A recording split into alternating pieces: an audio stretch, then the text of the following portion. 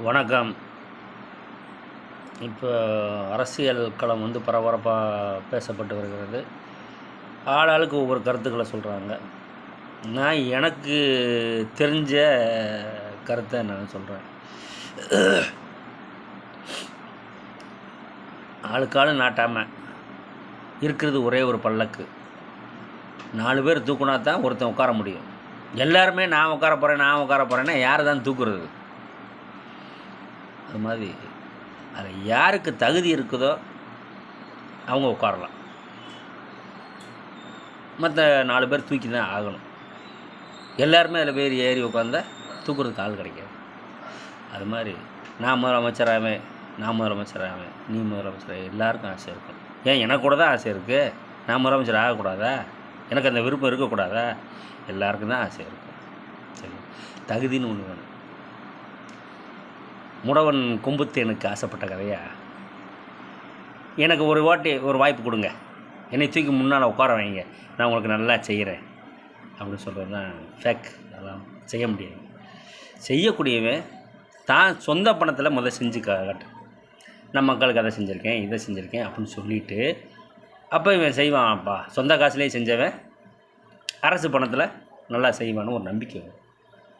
அதை விட்டு போட்டு என்னை தூக்கி முன்னால் உட்கார வை, நான் செய்கிறேன்னா நான் கூட தான் செய்வேன். கல்லாப்பட்டி என் கையில் கொடு, எனக்கு செய்ய தெரியாதா? உனக்கு இருக்கிற புத்தி எங்களுக்கு இருக்காதா? நீ ஏசியில் இருந்தவன், நாங்கள் வெயில்லையும் மழையிலையும் காட்டிலையும் மேட்லேயும் அலைஞ்சிட்டு இருந்தவங்க. எங்களுக்கு தெரியும் எதை செய்யணும். இப்போ சொல்ல வர்றது என்னென்னு கேட்டிங்கன்னா, ஒரு முதலமைச்சர் அப்படின்னு சொன்னால் அந்த முதலமைச்சருக்கு முழுக்க சப்போர்ட் பண்ணக்கூடியது மத்திய அரசுலேருந்து பண்ணணும். மத்திய அரசில் என்ன சொல்கிறாங்க அப்படின்னு சொன்னால், நான் சொல்கிறத நீ கேட்டேன்னா தான் உனக்கு என்ன செய்யணுமோ அதை செய்வேன். நீயா என்ன செய்யணுமோ அதை செஞ்சாகணும். உனக்குன்னு ஒரு கடமை இருக்குல்ல. ஒரு குடும்பத்துக்கு தலைவர் அப்படின்னு சொன்னால் அந்த தலைவர் இந்த பிள்ளைய பார்த்து நான் சொல்கிறத கேட்டால் தான் உனக்கு அதை செய்வேன், நான் சொல்கிறத கேட்டால் தான் உனக்கு இதை செய்வேன் அப்படின்னு சொல்லக்கூடாது. உன் கடமை என்ன? பிள்ளைகளுக்கு செஞ்சு தான் ஆகணும், குடும்பத்துக்கு செஞ்சு தான் ஆகணும். அதை அவங்க செய்கிறது செய்யாத ரெண்டாவது பார்த்துக்கலாம். அதை விட்டு நான் சொல்கிறத கேட்டால் தான் இப்படி செய்வேன், நான் சொல்கிறத கேட்டால் தான் இப்படி செய்வேன் அப்படின்னு சொல்கிறது முறையற்ற செயல். சரியா? ரெண்டாவது, இன்றைக்கி பார்த்திங்கன்னா ஒரு அனௌன்ஸ்மெண்ட் வந்துருக்கு. ஹிந்தி திணிப்பு 6ஆம் கிளாஸுக்கு மேலே ஹிந்தி கட்டாயம்னு சொல்கிறாங்க. ரைட்டு, ஏற்றுக்கிறது. உங்களுக்கு பிடிச்சா நீங்கள் படிங்க, எனக்கு பிடிக்கலப்பா. எனக்கு தமிழே தலைகீழ வருது, தமிழே ஒழுங்காக வராது, இங்கிலீஷ் 2ஆவது அரையங்குறா, அப்புறம் ஹிந்தி எங்கிட்ட கூடி நான் படிக்கிறது? ஆக சுத்தமாக எல்லாம் போயிடும். இன்றைக்கி வடநாட்டுக்காரன் 3 வேளை சப்பாத்தி சாப்பிட்றான்னு சொல்லிட்டு நம்மளையும் சப்பாத்தி சாப்பிட சொன்னால் சாப்பிடுவோமா? காரணம் என்ன? நமக்கு பழகி போச்சு. சாம்பார் சாப்பாடு சாப்பிட்டு பழகி போச்சு. ஆனால் நமக்கு இதுதான் பிடிக்கும். இனிமேல் அதை கொண்டு 3 நேரமும் சாப்பிட்னா பிடிக்காது. நோயாளிகள் சாப்பிடுவாங்க, விருப்பப்பட்டவங்க சாப்பிடுவாங்க. அதனால் விருப்ப பாடம்னு ஒன்று கொண்டு வாங்க. 3வது மொழின்னு கொண்டு வர வேண்டாம். விருப்ப பாடம் ஹிந்தி, வேணுங்கிறவ படிச்சுக்கோ. சரிங்களா? இப்போ எதிர்க்கக்கூடிய சக்தி யாருக்கு இருக்குது? திமுகவுக்கு இருக்குது. இன்றைக்கி அவர் மேலேருந்து தாடி மோடி அவர் சொல்கிறார்ல, அவர் சொல்கிறது கேட்குறதுக்கு எல்லா அல்லக்கைகள் நிறையா இருக்காங்க.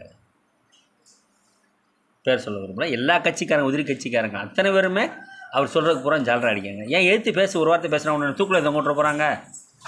என்ன செஞ்சிட போகிறாங்க? எது நீ கொண்டு வந்த சொத்தை இதை அழிச்சிட போகிறாங்களா? இல்லை. திமுக எதுக்குது, பகிரங்கமாக எதுக்குது. ஏன்னா ஒரு தைரியம் இருக்குது. அதனால் அத்தனை பேரும் ஜால்ரா போடுறாங்க. ஏன் இவ்வளோ இப்போ போன முறை முதலமைச்சராக இருக்கிற ஏற்றி பேச வேண்டியதுன்னா ஏன் பேசுனா பழைய வழக்க கொடநாடு அதெல்லாம் தூக்கி எடுத்து உள்ளே போட்டுருவாங்கன்னு ஒரு பயம். இன்றைக்கி விஜய் ஏன் பேச மாட்டேங்காரு சொல்லுங்கள்? ஏன் பேச மாட்டேங்காரு? அவருக்கு ஒரு பயம். ஒவ்வொருத்தருக்குமே பயமில்லாத கட்சி ஒரே கட்சி திமுக கட்சி. மத்திய அரசாங்கத்தை எதிர்த்து ஆட்சி நடத்தக்கூடிய ஒரே சக்தி திமுக ஆட்சி.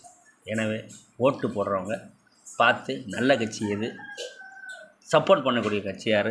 இன்றைக்கி அத்தனை பேருக்கும் இப்போ ஏற்று நிற்கிற அத்தனை பேருக்கும் போட்டீங்க அப்படின்னு சொன்னால் அங்கே நாட்டாமல் வேலை பண்ண போகிறது மோடி தான் பண்ணுவார்.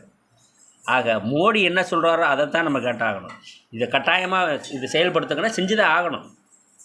இல்லைன்னா அவங்க மேலே வழக்கு தொடுப்பாங்க. சரிங்களா? அதனால் திமுகவுக்கு ஓட்டு போடுங்கன்னு கேட்டுக்கொள்ளுங்கள். நன்றி, வணக்கம்.